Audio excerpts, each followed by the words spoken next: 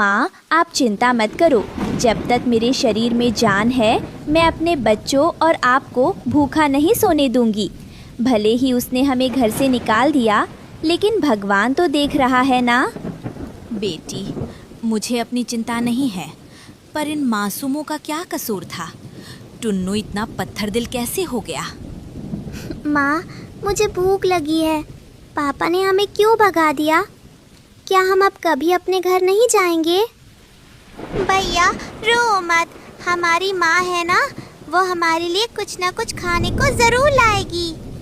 अगले ही दिन से रानो ने हिम्मत जुटाई और जंगल के अमीर पक्षियों जैसे मीठी तोती और लूसी कबूतरी के घरों में झाड़ू पोछा और बर्तन साफ करने का काम शुरू कर दिया। जो थोड़े बहुत दाने या पैसे मिलते, उससे वो किसी तरह अपने परिवार का पेट पालने लगी। दिन बीते गए, पर अचानक एक रात सुंदरवन में इतिहास का सबसे भयानक तूफान आया।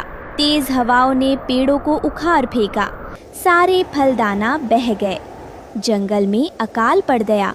हर पक्षी भूख से बेहाल था। रानो को कई दिनों से कोई काम नहीं मिला था। इसी बीच भूख और ठंड के कारण रानो की बूढ़ी माँ की तबीयत बहुत खराब हो गई। वो बेहोश हो गई। रानो रोती हुई डॉक्टर तोताराम को बुलाकर लाई। डॉक्टर अंकल, देखिए ना, माँ को क्या हुआ है? ये अपनी आंखें क्यों नहीं खोल रही? रानो, तुम्हारी माँ की हालत बहुत नाजुक है। भूख और कमजोरी ने इनके शरीर को खोखला कर दिया है। अब इन्हें कोई साधारण दवा ठीक नहीं कर सकती। तो कोई तो उपाय होगा डॉक्टर अंकल। एक ही उपाय है रानो। यहाँ से बहुत दूर बर्फीले पहाड़ों के पार एक जादुई सेब का पेड़ है। अगर तुम्हारी माँ को उस पेड़ का एक चमत्कारी सेब मिल जाए तो वो तुरंत ठीक हो सकती हैं। लेकिन वो रास्ता बहुत खतरनाक है। वहाँ जाना जान जोखिम में डालना है। मेरी माँ ने मुझे पालने के लिए अपनी पूरी जिंदगी लगा दी। आज अगर उनकी जान बचाने के लिए मुझे यमराज से भी लड़ना पड़े तो मैं पीछे नहीं हटूंगी। मैं जादुई सेब लेकर आऊंगी। रानो बर्फीले पहाड़ों की ओर उड़ चली। थक कर चूर होने के बाद आखिरकार वो उस बर्फीले पहाड़ की चोटी पर पहुंची, जहां सोने की तरह चमकता हुआ जादुई सेब का पेड़ था। जैसे ही रानो सेब तोड़ने के लिए आगे बढ़ी, तभी एक गूंजती हुई आवाज आई। ठहरो ए नन्ही चिड़िया, तुम कौन हो और मेरे जादुई फल को छूने की हिम्मत कैसे की? क्या तुम्हें अपनी जान का डर नहीं? प्रणाम हे देववृक्ष, मैं एक बेसहारा माँ हूँ। मेरी बूढ़ी माँ नीचे जंगल में मौत से लड़ रही है। डॉक्टर ने कहा है कि सिर्फ आपका एक सेब ही उनकी जान बचा सकता है।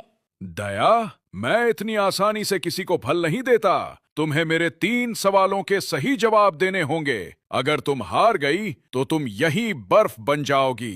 क्या तुम्हें मंजूर है? मुझे मंजूर है। मेरी माँ की जिंदगी के आगे मेरी जान कुछ भी नहीं। पूछिए महाराज। तो मेरा पहला सवाल सुनो। इस दुनिया में सबसे बड़ा योद्धा कौन है? एक माँ। एक माँ अपने बच्चों और परिवार के लिए पूरी दुनिया से लड़ सकती है, हर दर्द सह सकती है। इसलिए माँ से बड़ा कोई योद्धा नहीं। उचित उत्तर। अब दूसरा सवाल। वो कौन सी चीज है जो बांटने से कभी कम नहीं होती बल्कि और बढ़ती है? ज्ञान और सच्चा प्रेम। आप जितना दूसरों को प्यार और ज्ञान देंगे, वो उतना ही आपके पास लौट कर आएगा। बहुत अच्छे। अब मेरा आखिरी और सबसे कड़ा सवाल। अगर तुम्हें धन दौलत और अपने परिवार के स्वाभिमान में से किसी एक को चुनना हो तो तुम क्या चुनोगी?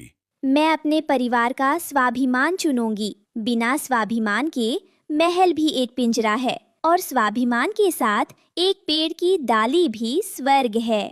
धन्य हो रानो चिड़िया। तुम्हारी ममता, तुम्हारी बुद्धिमानी और तुम्हारे संस्कारों ने मेरा दिल जीत लिया। तुम परीक्षा में सफल हुई। ये लो जादुई सेब। इससे तुम्हारी माँ तुरंत भली चंगी हो जाएंगी। पेड़ से एक बड़ा चमकदार लाल सेब टूटकर रानो के सामने गिर गया। और सुनो रानो, तुम्हारे पास रहने को घर नहीं है ना? मैं तुम्हें एक छोटा सा जादुई सेब देता हूँ। जब तुम अपनी सूखी डाली पर जाकर इसे रखोगी तो ये एक आलीशान जादुई सेब के घर में बदल जाएगा, जहां तुम्हें कभी भूख और दुश्मनों का डर नहीं रहेगा। आपका कोटि कोटि धन्यवाद हे देव। आपने मेरे परिवार को जीवन दान दे दिया। रानो अपनी चोंच में बड़ा जादुई सेब और अपने पंजों में छोटा जादुई सेब का घर दबाकर तेजी से सुंदरवन की तरफ वापस उड़ रही थी। लेकिन तभी रास्ते के एक घने पेड़ पर बैठे कालू कौवे और उसके दोस्त जग्गू कौवे की नजर उस चमकते हुए सेब पर पड़ी। अरे जग्गू, देख देख, वो रानो चिड़िया की चोंच में क्या है? वो सेब तो सोने की तरह चमक रहा है। हाँ भाई कालू, ये तो कोई साधारण सेब नहीं लगता। इसे खाकर तो हम अमर हो जाएंगे। चल इससे छीन लेते हैं। दोनों कौवे काव काव करते हुए रानो के आगे आकर उड़ने लगे।